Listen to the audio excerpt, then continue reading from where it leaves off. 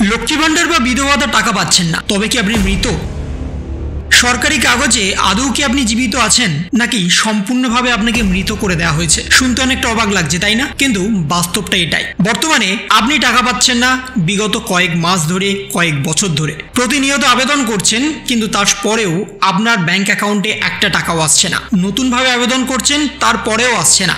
বারংবার BDO office, SD office, দুয়ারে সরকার, পঞ্চায়েত সব জায়গায় আপনি ছোটাছুটি করছেন, তারপরেও কোনো সুরাহা হচ্ছে না। তবে কি আপনি মৃত? এমনই কিন্তু ঘটনা ঘটে গেছে। এমনই ঘটনা ঘটেছে লক্ষ্মী ভান্ডারের ক্ষেত্রে। বর্তমানে ইনি লক্ষ্মী ভান্ডারের শুরু হওয়ার পর থেকেই টাকা পাচ্ছিলেন, কিন্তু তারপরে হঠাৎই বন্ধ হয়ে গেল তার টাকা। প্রায় 1 বছর তিনি আর টাকা পাচ্ছেন না। কেন টাকা পাচ্ছেন না? সরকারি কাগজে তাকে মৃত বলে ঘোষণা করে দেওয়া হয়েছে। আপনার সাথে এমনটা হয়নি তো?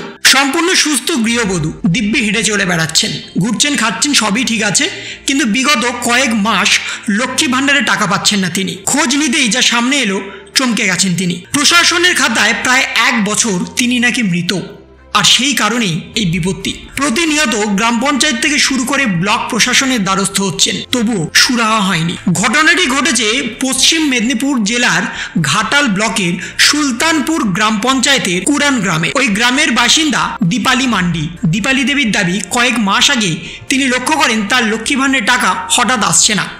2023 সালের মার্চ মাস থেকে লক্ষ্মী ভান্ডারের টাকা পাচ্ছেন না সে। আধার কার্ড নম্বর ধরে যাচাই করতে গিয়ে দেখা যায় আধার কার্ড নাম্বার সকলেই দেখাচ্ছে তিনি মৃত। তাই তিনি নিজেকে জীবিত প্রমাণ করার জন্য গ্রাম পঞ্চায়েতের প্রধান থেকে শুরু করে ব্লক প্রশাসন সকলের কাছে প্রতিনিয়ত ছুটছেন। লিখিত আবেদন জমা দিয়েছেন সমস্ত জায়গায়, কিন্তু লক্ষ্মী ভান্ডারে এখনো তিনি জীবিত হননি। তাই লক্ষ্মী ভান্ডারে হাজার হাজার টাকা পাওয়া থেকেও তিনি এখন বিরত আছেন।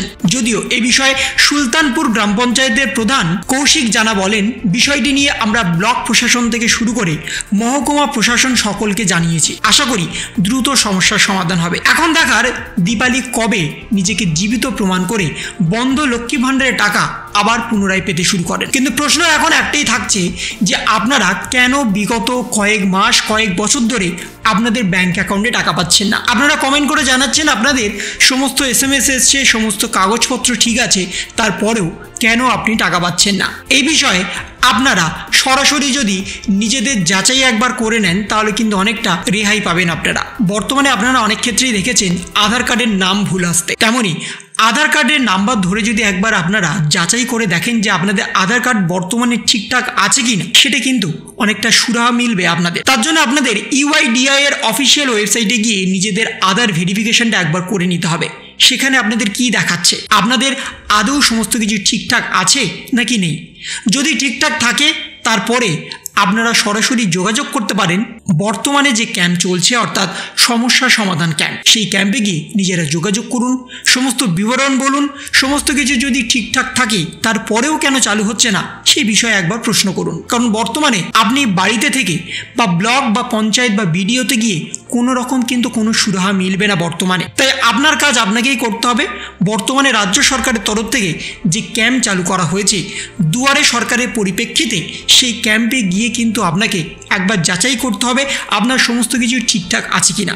যদি সমস্ত কিছু ঠিকঠাক থাকে, তাহলে অতি অবশ্যই আপনার টাকাটা আপনার প্রাপ্য। আপনার যত মাসে টাকা আপনি পাননি, সেই টাকাটাও আপনার প্রাপ্য। সেই টাকা কবে পাবেন, কিভাবে পাবেন, সে বিষয়ে বিস্তারিতভাবে জানিয়ে দেবেন সরকারি আধিকারিকরা। তার জন্য আপনাকে সমস্যা সমাধান ক্যাম্প বা জনসংযোগ ক্যাম্পে নিজেদের নাম নথিভুক্ত করতে হবে। তো এই ছিল একটা ছোট্ট ইনফরমেশন আপনাদের সকলের জন্য।